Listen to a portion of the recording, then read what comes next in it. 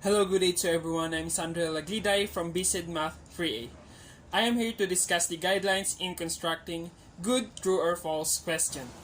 A student who knows nothing of the content of the examination would have 50% chance of getting the correct answer by a sheer guess. So it is best that the teacher ensures that the true-false item is able to discriminate properly between those who know and those who are just guessing. So, these following guidelines aim to lessen the effect of guessing among students. Guideline number 1. Use simple and easy to understand statements.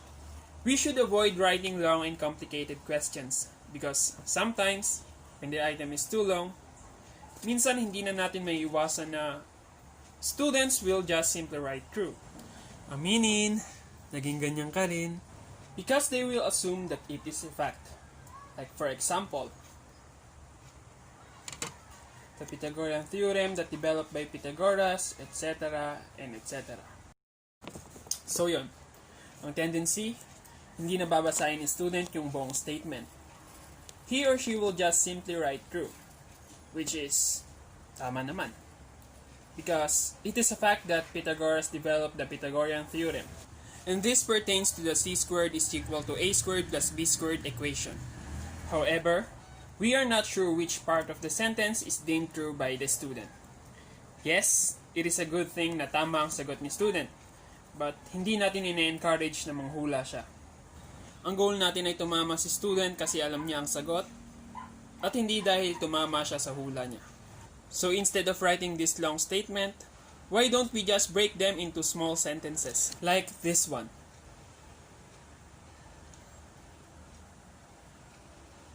Mas okay, di ba? The second guideline is to avoid the use of unfamiliar words or vocabulary.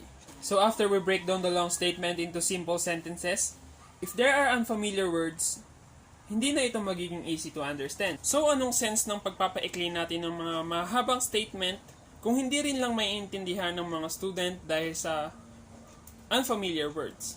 So again, ang tendency, manghuhula na naman sila. Aminin, naging ganyan ka rin. Di ba nga, hindi natin ine-encourage na gamitin nila ang 50% chance nila sa pagsasagot. Kaya, we should just use plain words, yung maintindihan nila. The third one is do not give a hint in the body of the question. Like for example, please read. Obviously, the answer is false. Because when you add 100 to 1,898 or 1898, it will become 1,998 or 1998 and not 2,000. In this case, kahit hindi alam ni student ang subject matter, mataas ang chance niya na makatama, and it is not a good thing. Next is avoid negative and double negative statement. We should avoid using specific determiners. Students quickly learn that strongly worded statements are more likely to be false than true. For example, statements with never, no, and not. Another thing is to avoid using negative wording to a false statement. Like this one. 1 plus 1 is equal to 3 is a false statement, but adding a negative wording will make it a true statement. It is just like a product rule of two negative numbers, where when you multiply a negative number to a negative number, it will become a positive number. In other words, the negation of false statement is a true statement. Medyo nakakalito, right? So we should avoid it because this can unnecessarily confuse students. The fifth guideline is to avoid using absolute terms or superlatives, such as always and never, that is more likely to be a false statement, and often and sometimes na usually a true statement. Like for example, Christmas always falls on a Sunday. Lagi bang natatapat sa Sunday yung Christmas? Definitely not. So it is a false statement. But when we change always to sometimes, minsan ba natatapat sa linggo yung Christmas? Yes. So it is a true statement. So kapag ganito ang mga tanong, parang ini-encourage na rin natin si student na wag na mag-review, right? Moving on to the sixth guideline. Keep the lengths of true and false questions about the same. Students may find a hint, or sometimes base their answer to the length of the statements. Kagaya sa guideline number 1, kapag mahaba yung statement, true. Pag maikli naman, false. Aminin, naging ganyan ka rin.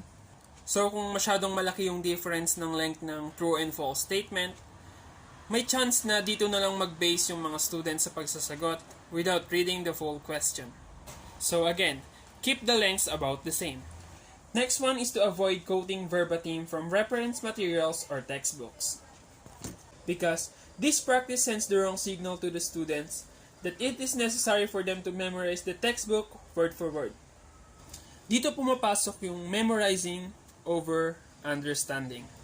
Kasi minsan sa memorization, oo, kabisado word for word, pero hindi na kayang i-explain. Kasi minsan, nababaliwala na yung understanding. So, paano kapag sa question, iniba na yung mga terms na nandoon? So, paano na masasagutan ni student? Hindi niya na alam kasi nga, word for word niya kinabisado yung textbook. So, kapag gagawa ng true or false question, we should avoid quoting word for word from textbooks. The number 8 guideline is to ensure the statement is absolutely true or false. Avoid barreled questions. We should write questions that ask about a single idea, like this one. In this example, as we can observe, the first part of the sentence is true, but the latter part is debatable, so it can be true or false. Take note that debatable statement is not appropriate for true or false test, because it is more appropriate to essay. So again, ensure the statement is absolutely true or false. Number 9 is to use approximately the same number of true and false statements. Like for example, if the test is consisting of 10 items, we can prepare 5 true statements and 5 false statements.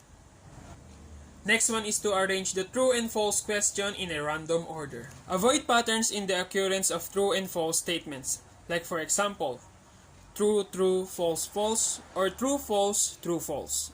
Because if there is a pattern, again, it can encourage students to answer without reading the context. Aminin, naging ganyan ka rin. Sayang naman ang effort sa paggawa ng test kung ipapahula mo lang. The second to the last guideline is do not include irrelevant materials. Aside from irrelevant, also avoid trick statement with some minor misleading or misspelled word. Like for example, the principal of our school is Miss Danica Fuentabella. The principal's name may actually be correct, but since there is a misspelled word, yung principal naging principal, magkakaroon na siya ng ibang meaning, so it is a false statement. This is an example of an irrelevant material and at the same time a trick question, but utterly a useless item. The last guideline is to avoid qualitative language whenever possible. True or false questions need to be handled objectively, but the subjective nature of qualitative language may lead on students' and teachers' bias. The students' response to the questions may base on what they feel rather than basing it to the fact. So, magkakaroon ng conflict. So, that's all for the guidelines of making or constructing a good true or false questions. So now, here is an example of a true or false test.